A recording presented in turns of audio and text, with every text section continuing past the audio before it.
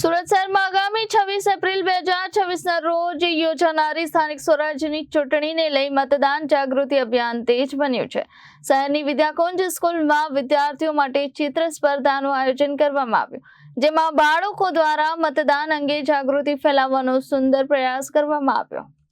સુરતની વિદ્યાકુંજ સ્કૂલમાં યોજાયેલી આ ચિત્ર સ્પર્ધામાં વિદ્યાર્થીઓએ ઉત્સાહપૂર્વક ભાગ લીધો હતો। આ સ્પર્ધામાં વિદ્યાર્થીઓએ ઈવીએમ મશીન, મતદાન કરવા જતા નાગરિકો તેમજ મતદાનના મહત્વ દર્શાવતા વિવિધ ચિત્રો તૈયાર કર્યા હતા।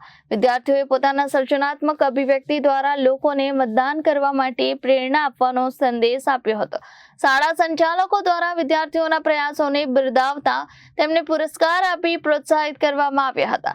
આ પ્રકારની પ્રવૃત્તિઓ દ્વારા નાની ઉંમરે જ બાળકોમાં લોકશાહી પ્રત્યે જાગૃતિ અને જવાબદારીનો ભાવ વિકસે તેવો પ્રયાસ કરવામાં આવી રહ્યો છે।